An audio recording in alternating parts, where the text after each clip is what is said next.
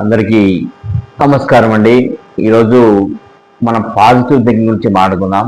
ఎందుకంటే positive thinking అనేది చాలా అవసరం, ముఖ్యంగా స్టూడెంట్స్ కానీ, నిరుద్యోగులు కానీ, ఉద్యోగులకు కానీ, ప్రతి మనిషికి కూడా పాజిటివ్ థింకింగ్ అనేది అవసరం. అది ఎక్కువగా లోపిస్తాం.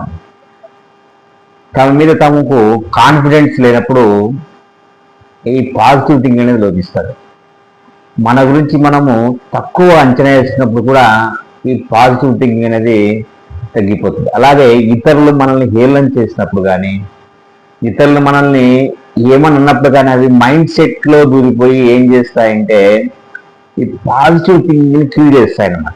కాబట్టి పాజిటివ్ థింకింగ్ అంటే ఏమిటి అంటే మన మైండ్ సెట్కి ఏం ఎక్కిస్తే అలాగానే బ్రెయిన్ని మనం ట్యూన్ చేస్తారు. అంటే మనము ఇప్పుడు ఒక 2 days బ్యాక్ మనం ఏం తిన్నామో మెనూ చెప్పమంటే చెప్పలేము, అవునా కదా? అలాగే మనకు 2 days బ్యాక్ ఎవరన్నారు అనేది మనం మర్చిపోవాలి. 10 సంవత్సరాల కింద ఏం జరిగినాయి మనకు వ్యతిరేకంగా ఇన్సిడెంట్స్ని కూడా మనం మర్చిపోవాలి. అలాగా మనం బ్రెయిన్ని ట్యూన్ చేయగలిగితే చక్కగా మంచి విషయాలతోటి, మంచి ప్రణాళికలతోటి, మంచి భవిష్యత్తు కోసం మీరు ఏర్పరిచే ప్లాట్ఫామ్ అన్ని కూడా బ్రెయిన్ ట్రాక్ చేసి ముందుకు తీసుకెళ్తున్నారు. ముఖ్యంగా పాజిటివ్ థింకర్స్ ఎప్పుడు ఎలా ఉంటారంటే పాస్ట్ని ఎప్పుడు వదిలేస్తారు, ప్రజెంట్ని ఫ్యూచర్ కనెక్ట్ చేసి ఏరోప్లాన్ ఎలా వెళ్తుందో ఆకాశంలో అలాగా తగ్గిస్తారు. చాలామంది స్టూడెంట్స్ నేను గమనిస్తున్నాను, మార్కు తక్కువ వచ్చిన కాన్ఫిడెన్స్ కోల్పోయి నెగిటివ్ థింకింగ్ తోటి వాళ్ళు చాలామంది నిరుత్సాహంతో ముందుకు పోకుండా వాళ్ళ యొక్క లైఫ్ని ఖతం చేసుకుంటున్నారు. ఫస్ట్ మనము ఏం చేయాలంటే చిన్న ఎగ్జాంపుల్ చెప్తా మీకు. పూరి జగన్నాథ్ ఈడియట్ సినిమా కానీ పూకరి సినిమా స్క్రిప్ట్ తయారు చేసి ముందు కొంతమంది హీరోలు చెప్పాడు. వాళ్ళు ఎవరు కూడా యాక్సెప్ట్ చేయలేదు, కానీ మిగతా హీరోలు చేశారు. సూపర్ డూపర్ అయితే బ్లాక్ బస్టర్ అని. అంటే ఆయనకు ఆ యొక్క స్క్రిప్ట్ మీద పూర్తి నమ్మకం ఉంది కాబట్టి పాజిటివ్ థింకింగ్ ఆయనకు ఆ స్క్రిప్ట్ మీద ఉంది హీరోల కంటే, కాబట్టి ఆయన సక్సెస్ కాగలడు. అలాగే మనం ఎప్పుడు కూడా ఏంటి తక్కువ కాము, మనము బెటర్ దాన్ ద అదర్స్ అనేటువంటిది మన మైండ్ సెట్లో ట్యూన్ చేయాలి. మనకి ఈరోజు మార్కులు తక్కువ వచ్చినా రేపు తెచ్చుకోగలం అనేది మన బ్రెయిన్ ట్యూన్ చేయాలి. ఈరోజు ఉద్యోగం రాకపోయినా రేపు తెచ్చుకోగలనేది బ్రెయిన్ ట్యూన్ చేయాలి.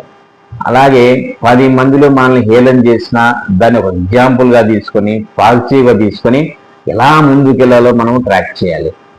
అలా చేసినప్పుడే మీరు ముందుకెళ్ళగలుగుతారు.